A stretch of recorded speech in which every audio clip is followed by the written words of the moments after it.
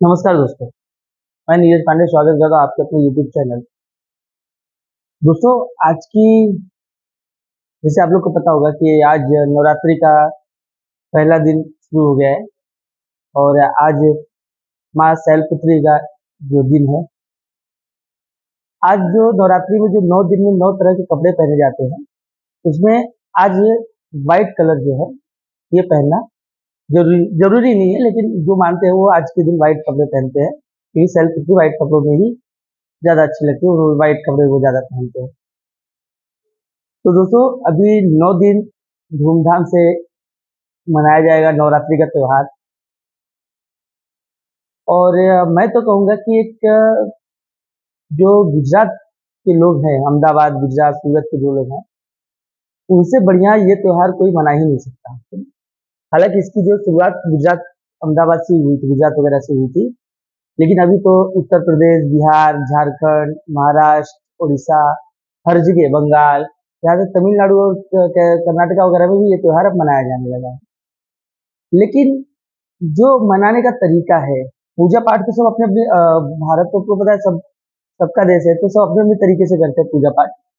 लेकिन जो डांडिया होती है, ये डांडिया सिर्फ गुजरात वाले जो होते हैं इनसे बेटर कोई नहीं कर सकता। और एक सीरियल आता है तारक मेहता का उल्टा चश्मा, उसमें अगर आप देखेंगे तो दया बहन यानी दया भाभी भी बोल सकते हैं, वो फेमस हुई हैं तो ये डांडिया की वजह से ही। तो उनको हर खुशी, जब वो खुश होती हैं तो वो डांडिया करती हैं। और गुजरात के जो लोग होते हैं वो होते ही बड़े प्यारे हैं। तो डांडिया तो उनका तो हर जगह करना डांडिया, जब वो कुछ हो, कुछ भी खुशी हो तो वो डांडिया। और हकीकत में तो मैं भी मुंबई में बचपन से रहा हूँ। डांडिया का शौक तो मुझे भी है। पहले मैं खेलता था, लेकिन फिर जब उम्र होने के बाद अब खेलना, मतलब कहते हैं ना, जब मैं 12-13 साल तब मैंने खेलता था, लेकिन बाद में फिर मैंने बंद कर दिया। मुझे वो जिस तरीके से पूरे शरीर को घुमाना और ताली बजाना या फिर जो डांडिया खेलना, ये अब हमसे नहीं होता, तो हमने डांडिया का त्योहार बंद कर दिया है। तो इसलिए दोस्तों, अभी नवरात्रि चल रही है, इसलिए आप सभी को नवरात्रि की हार्दिक शुभकामनाएं। आप लोग अच्छे रहे, मस्त रहे, और साथ में डांडिया वगैरह अगर खेलने का मौका मिले तो खेलिए, लेकिन थोड़ा सा कहते हैं ना कि संभाल कर। जो लोग भी आयोजन कर रहे हैं उनको भी मैं कहना चाहूंगा कि डांडिया आप खेलिए, लेकिन थोड़ा सा संभाल कर।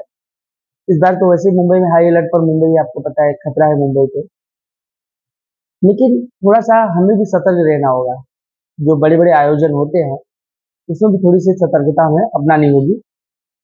बाकी सब भगवान भरोसे, अगर उन्होंने चाहा तो कुछ भी हो सकता है, अन्यथा कोई हमारा कुछ तो बिगाड़ नहीं सकता, हमारे हिंदुस्तान को बिगाड़ नहीं सकता, आपको पता ही है। मोदी जी बैठे हैं ऊपर ईंट का जवाब पत्थर से देने के लिए। तो फिर आज हो गया, बस यही है आज की जो कहानी है। कहानी की तरफ आता हूँ। मैंने 2 दिन पहले एक कहानी आपको सुनाई थी। इस कहानी में मैंने एक बात कही थी, भूतों पे बिलीव करता हूँ या नहीं, यानी मैं भूतों को मानता हूँ कि नहीं मानता। तो मैंने कहा था हाँ, मैं मानता हूँ। और क्यों मानता हूँ, ये मेरे एक दोस्त ने मुझसे आज पूछ लिया, और ये भी पूछ लिया कि सबूत क्या है तुम्हारे पास कि भूत होते हैं।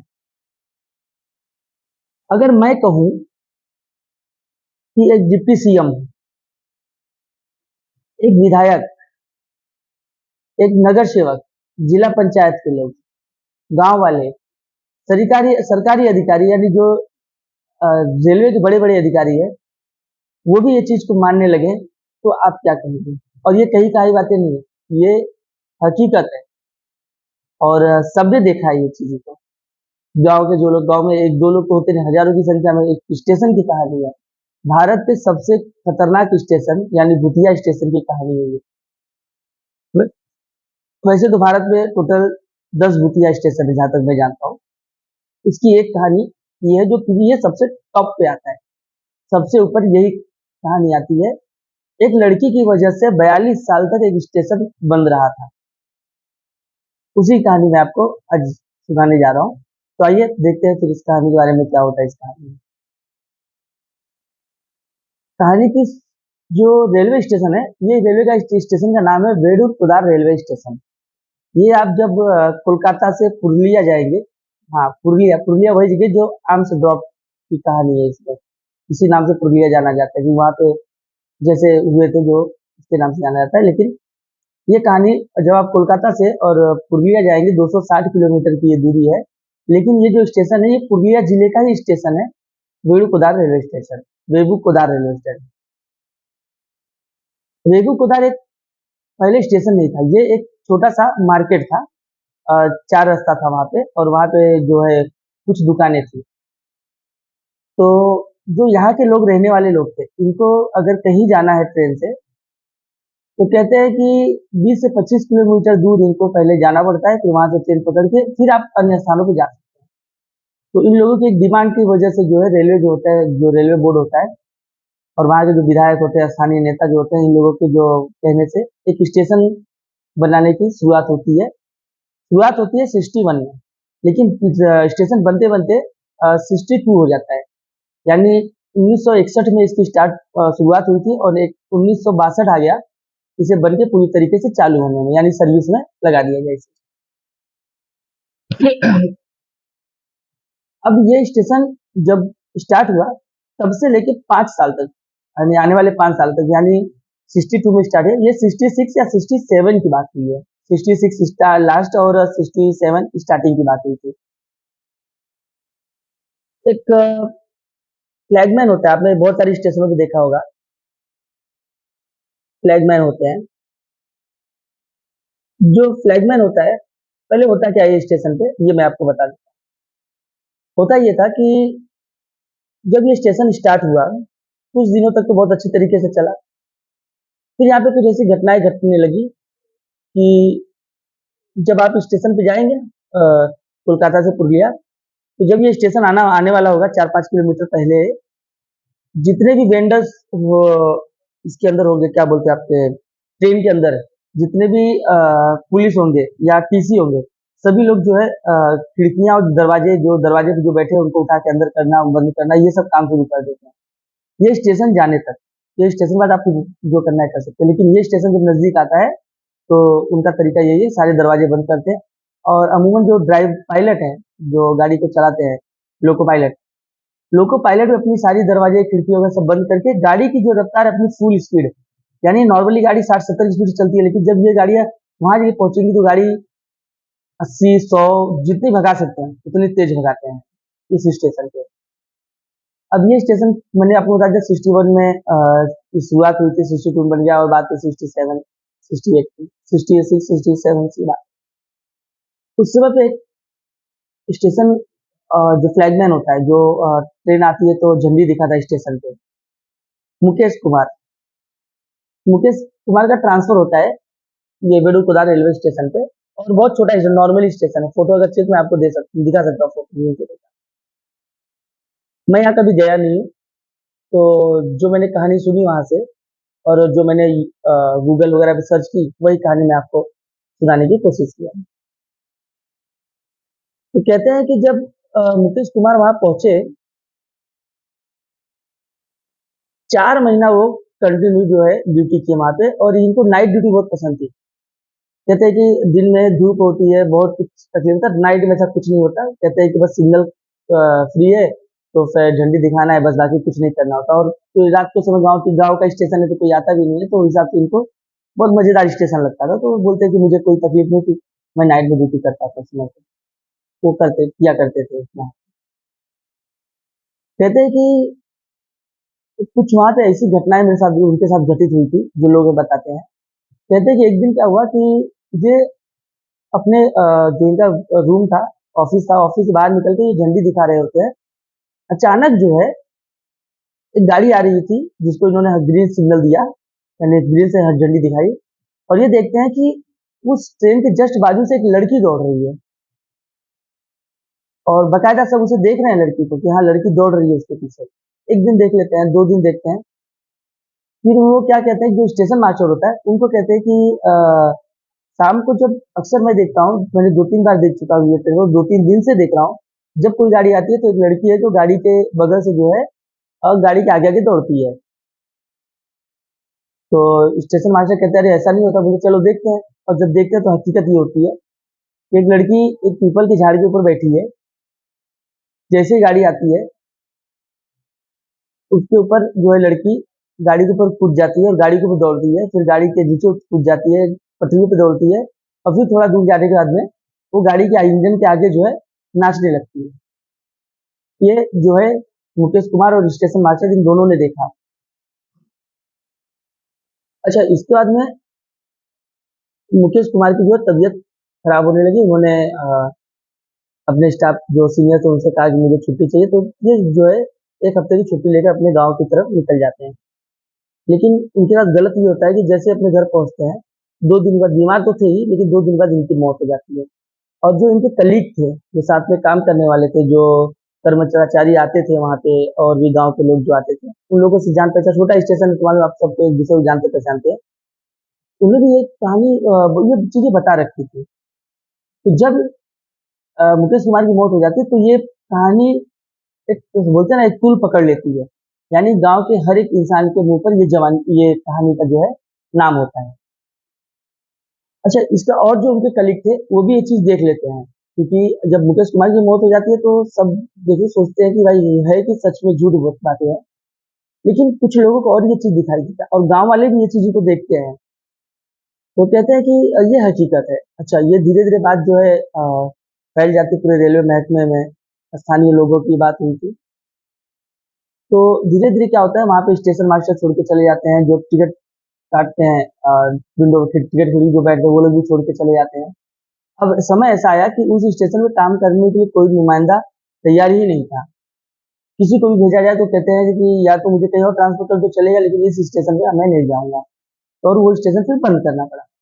अमूमन रात के समय पे जो बाजार के लोग थे वो भी स्टेशन की तरफ नहीं जाते थे, वो सिर्फ बाजार में ही घूमते थे, लेकिन स्टेशन की तरफ किसी की जाने की हिम्मत नहीं होती थी, क्योंकि उन्होंने भी देख रखा था और हकीकत थी ये चीज।